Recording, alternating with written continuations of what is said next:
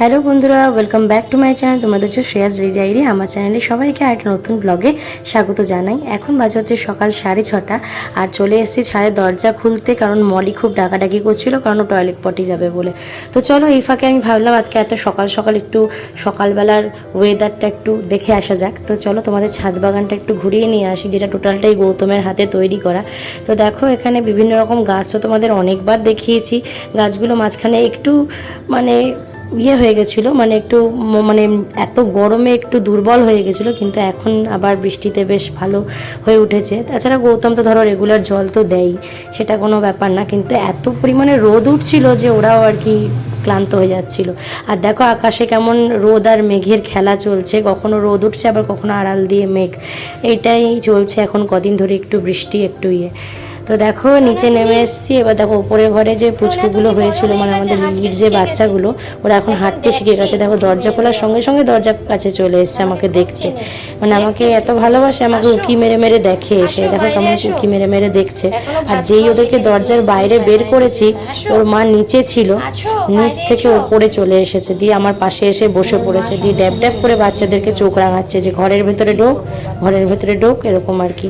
কিন্তু বাচ্চাগুলোর তো একটু বাইরে বেরোতে ইচ্ছা করছে। আর এবার একটু নিচে নেমে গেলাম, নিচে নেমে এসে লিলিকে একটু দুধ দিয়েছিলাম, দুধ খাওয়ার পর ও বসেছিল, তো আমি একটু নিমকি খাচ্ছিলাম।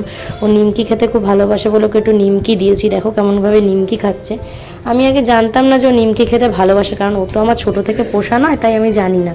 কিন্তু হঠাৎ করে একদিন খেতে খেতে দিলাম, দেখলাম লাফিয়ে লাফিয়ে খাচ্ছে। তারপর থেকেই ভাবলাম যে হ্যাঁ, তাহলে ও জানে। আর এখানে মলিও বিস্কুটের জন্য বসে আছে, কিন্তু ও আর ভয়ে আসতে পারছে না, কারণ লিলি ওকে আঁচড় মেরে দেয়, মানে ধারে কাছে আসলেই চড়থাপ্পড় মেরে দেয়, তো দূর থেকেই খাচ্ছে। তো চলো একটু পর দেখা হচ্ছে। হ্যালো বন্ধুরা, এখন বাজে হচ্ছে 9:30 আর আমি বাজার যাবো বলে একদম রেডি হয়ে নিয়েছি। শুধু ভাতটা ফুটছে, ভাতটা একটা ফুট হলে বন্ধ করে তারপর আমি বেরোবো। বেশিক্ষণ সময় লাগবে না, হয়তো 15-20 মিনিটই লাগবে। জাস্ট বাজার থেকে কিছু সবজি নিয়ে আসবো। তো আজকে দেখা যাক কী রান্না করা যায়। আজকে একটু মাছ আনতে যাবো, মেনলি মাছ তো ধরো হবেই, আর তার সাথে একটু সবজি কিছু করবো। দেখি শাক, একটু ইচ্ছা আছে শাক বা একটা সবজি কিছু করার। তো এখন আমাদের মোটামুটি বলতে গেলে অফ সিজন চলে, জুলাই আর অগাস্ট মাসটা। আবার ধরো সেপ্টেম্বর থেকে মানে অফ সিজন, মানে একদমই অফ নয়, মানে অল্প প্রোগ্রাম হয়তো হয়, মানে মানে মানে আমার যদি বলো, মানে আমার মাসে যেখানে 22-23টা প্রোগ্রাম থাকে, সেখানে হয়তো এই মাস দুটো অফ সিজন হিসাবে হয়তো 7-8টা কি এরকম প্রোগ্রাম। এবার বুঝতেই পারছো তার মানে কতটা ডিফারেন্স। তো সেই জন্য প্রায় দিনই বাড়িতেই আছি। এবার যে কদিন বাড়িতে আছি সে কদিন একটু ঠিকঠাক করে রান্নাবান্না করা যেতেই পারে, অসুবিধা কিছু নেই। তো সেই জন্য একটু বাজার যাচ্ছি, দিয়ে বাজার গিয়ে দেখি কী পাওয়া যায়, একটু সবজি টবজি করবো, আর তার সঙ্গে মাছের ঝোল পাতলা করে করবো। তো চলো তোমাদের সাথে অবশ্যই টোটাল ব্লগটা শেয়ার করো, ভালো লাগলে লাইক কমেন্ট শেয়ার করবে।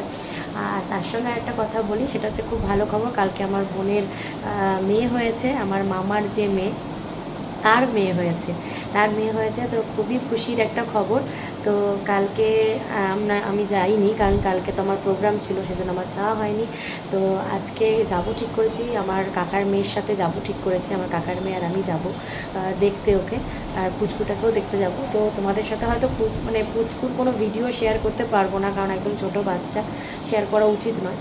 যতটা পারবো চেষ্টা আমি অবশ্যই করবো। তো টোটাল ব্লগটা দেখতে থাকো, ভালো লাগে লাইক কমেন্ট শেয়ার অবশ্যই করে দিও, আমার পাশে থেকো। আর যারা নতুন দেখছো চ্যানেলটা, তারা অবশ্যই সাবস্ক্রাইব করে দিও। তো চলো বাজার থেকে এসে তোমাদের সাথে দেখা হচ্ছে। দেখো বন্ধুরা, আজকে বাজার থেকে কী কী এনেছি। সবজির মধ্যে কলমি শাক এনেছি, পুনকো শাক এনেছি, কাঁচা আম এনেছি, কুমড়ো এনেছি, আলু এনেছি, পেঁয়াজ, আদা, এসবই আজকে এনেছি। আর তার সাথে মাছ এনেছি। আর এদিকে দেখো, আজকে সকালে ব্রেকফাস্টে একটু ইপ্পি ম্যাগি যেটা হয় সেটা করছি। তো একটু ডিম টিম দিয়ে অনেক দিন পর, এখন তো ধরো সেভাবে ম্যাগি ট্যাগি খাই না, আগে প্রচুর খেতাম, কিন্তু এখন খুব রেয়ারলি করি। তো আজকে করেছি। আর আজকে একটু কুমড়োর তরকারি করব, আর একটু শাক ভাজবো, আর মাছের ঝোল তো বললাম করবই। তো চলো রান্নাবান্নায় ফেরা যাক। তো রান্নাবান্নার মধ্যে দেখো এখন করছি যেটা, সেটা হচ্ছে কুমড়োটা কেটে নিয়েছি ডুমু ডুমু করে, দিয়ে এবার ভালো করে ভেজে নেবো। এটা আমার বেশ ভালো লাগে খেতে। আর তার সাথে ভাতও বসিয়ে দিয়েছি, এইদিকে ভাত ফুটে উঠেছে। তোমাদের তো বললামই যে 1 ফুট দিয়ে গেছিলাম, আরেক ফুট দিচ্ছি। আর এখানে কলমি শাকগুলো কেটে নিয়েছি। কলমি শাকের ভাজা আমার শুকনো লঙ্কা ফোড়ন আর রসুন ফোড়ন দিয়ে খেতে দারুণ লাগে। আর আজকে এনেছিলাম আমি 7 পিস মাছ, তার মধ্যে 3 পিস আজকে খাবো আর 3 পিস রেখে দেবো। আর এখানে মাছের একটু তেলও পেয়েছিলাম, ভালোই হলো। গৌতম তেল খেতে ভালোবাসে, আমি খাই না, তো তেলটা একটু ঝালঝাল করে গৌতমকে করে দেবো। আর তার সাথে মাছের একটা মাছ ভাজা হবে আর 2টো মাছ ঝোল হবে। তো এখানে দেখো কুমড়োটা ফুটে উঠেছে, হয়েই গেছে। আর এখানে মাছের ঝোলটাও হয়ে গেছে। তো আজকে রান্নাগুলো বেশ পছন্দ মতো রান্না করেছি, একদম হালকা মশলা দিয়ে, জিরে বাটা আদা বাটা দিয়ে আমি আজকে মাছের ঝোলটা করেছি। আর তার সঙ্গে লাস্টে আমের চাটনি, এটা হচ্ছে যে আমগুলো এনেছিলাম কাঁচা আমের চাটনি করেছি। তো চলো একবার দেখা হচ্ছে দুপুরবেলা খাবার সময়। তো বন্ধুরা ফিরে এলাম দুপুরের খাবার দাবারে। তো দেখো এখানে সব খাবারগুলো সাজিয়ে নিয়ে নিয়েছি। তো চলো আরেকবার তোমাদের দেখিয়ে দিই। এখানে মাছের তেল আছে, কলমি শাক ভাজা, মাছ ভাজা, আমের চাটনি আর ভাত তো আছেই। তো চলো এখানে গৌতমের থালাটা রেডি করছি, সেটা একবার দেখিয়ে দিয়ে। দেখো সব আছে এখানে, মাছ ভাজা, আমের চাটনি, কুমড়োর তরকারি, কলমি শাক ভাজা, মাছের তেল আর মাছের ঝোল। তো চলো আজকে দুপুরে খাওয়া দাওয়াটা করে নিই, দিয়ে তো আবার বেরোতে হবে বিকালবেলা। তোমাদেরকে বললামই যে বোনের মেয়ে হয়েছে, ওকে দেখতে যাব, তোমাদের সাথে টোটালটাই শেয়ার করব। আমার বোন আসবে বিকালে আমাকে নিতে। তো তখন এখনকার মতন এখন বাই, আবার দেখা হচ্ছে একটু পরে। তো আমরা বেরিয়ে পড়েছি এবং যাওয়ার পথে বাচ্চাটার জন্য একটু ছোটোখাটো কিছু জামা, দেখো এখনকার জামা বলতে তো ওর এমন কোনো জামা হবে না যেটা দীর্ঘদিন পরতে পারবে। তো প্রথম নিউবর্ন বেবিরা যেরকম পরে সেরকমই কিছু জামা কিনে নিই, তারপরে যাবো। তো দোকানে চলে এসেছি আর নেওয়াও হয়ে গেছে। অ্যাকচুয়ালি আমি ভিডিওটা করতে ভুলে গেছিলাম, একদম লাস্টে এইটুকু ভিডিওই করেছি। তো বন্ধুরা আমরা এসে গেছি, বেশিক্ষণ ভিডিওটা করতে পারবো না, যতটুকু সম্ভব ততটুকুই করব। তো দেখো বন্ধুরা ঢুকছি আমরা নার্সিংহোমে। তো ভেতরের কিছু দেখাতে পারবো না, আগে থেকেই বলে দিলাম, কারণ দেখতেও খারাপ লাগে আর পারমিশনও হয়তো নেই। তো আমি যতটুকু সম্ভব, তো আমরা সিঁড়ি দিয়ে উঠে দোতলাতেই আমার বোন আছে। তো চলো আমার সাথে থাকো। আর বাচ্চার মুখটাও আমি শেয়ার করছি না, কারণ আমি কোনো ভিডিও করিনি এটা নিয়ে। তো এই দেখো এখানে যে রিসেপশন দেখতে পাচ্ছ, এর পাশে যে রুমটা, সেই রুমেই আমার বোন আছে। তো চলো দেখা করে আসি কেমন আছে আমার বোন, একটু দেখা করে আসি। তো আনন্দের চোটে আমি জুতো খুলতেই ভুলে গেছিলাম, আমি জুতো পরেই উপরে উঠে যাচ্ছিলাম। তো লাস্টে আবার আমাকে আমার বোন বললো জুতোটা খোল। তো চলো এখানে মামিরা সব বসে আছে, তারপর বোনের শ্বশুরবাড়ির লোকেরাও সবাই আছে। তো চলো দেখতে থাকো।